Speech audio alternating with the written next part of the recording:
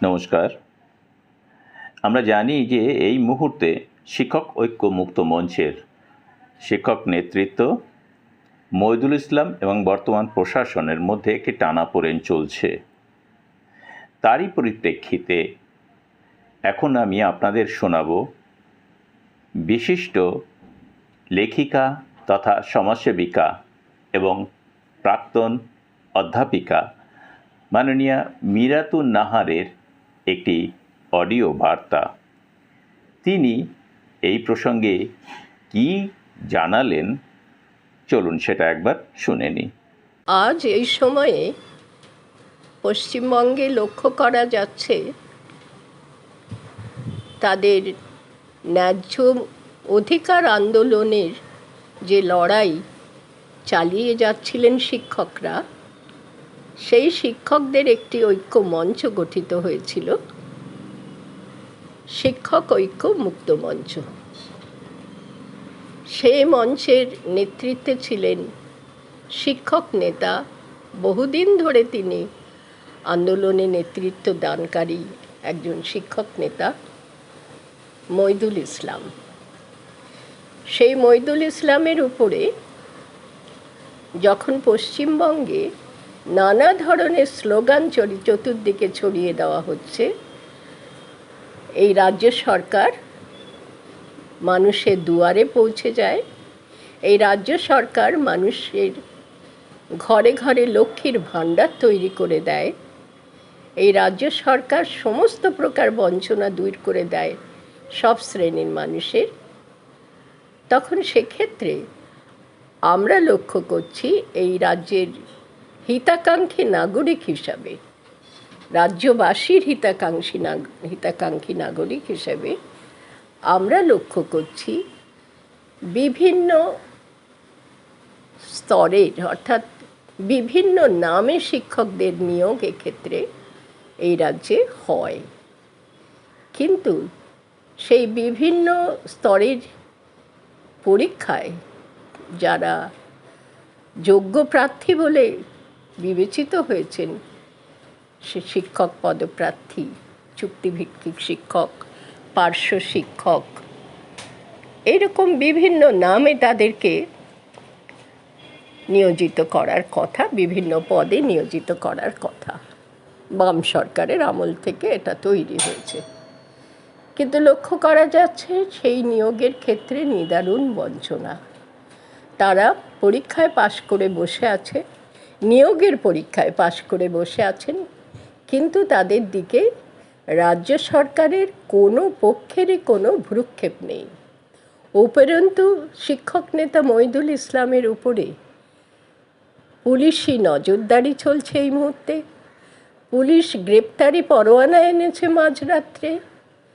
তার কি অপরাধ, এবং এখনো পর্যন্ত তিনি স্বাভাবিক জীবনযাপন করতে পারছেন না।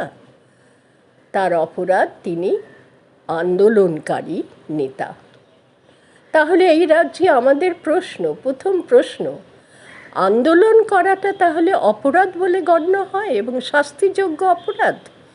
যে শাস্তির জন্যে তাকে গ্রেপ্তার করা হবে, যে শাস্তির জন্যে তার উপরে পুলিশি নজরদারি চলবে, তার সুস্থ জীবন একেবারে লণ্ডভণ্ড করে দেওয়া হবে, সেই রকম ব্যবস্থাপনা তার জন্যে তৈরি হবে যেহেতু তিনি আন্দোলন করেছেন।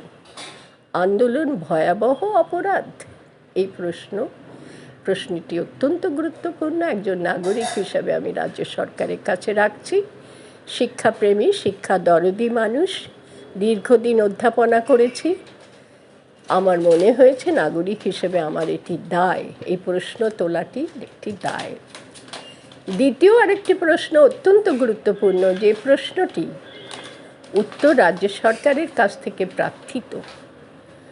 প্রশ্নটি হলো, আমাদের এই রাজ্যের প্রধান, তিনিও একটি বিরোধী ঐক্য মঞ্চ তৈরি করেছেন, কেন্দ্রীয় সরকারের বিরুদ্ধে তৈরি করার জন্যে চেষ্টা চালিয়ে যাচ্ছেন। তাহলে কেন্দ্রীয় সরকারের বিরুদ্ধে ঐক্যমঞ্চ গঠন করা, সমস্ত বিরোধী দলকে নিয়ে আন্দোলন করা, সেই আন্দোলনও তাহলে তাঁর ক্ষেত্রে এই রাজ্যের ক্ষেত্রে এই সরকার যেভাবে শিক্ষকদের প্রতি আচরণ করছেন, বিশেষ করে মহিদুল ইসলামের প্রতি, তাহলে আমরা বলবো একই নীতি তাঁদের প্রতিও প্রযোজ্য হবে। তারাও তো বিরোধী ঐক্য মঞ্চ গড়ে তুলছেন। কথা তারা কি একবারও ভাবছেন না?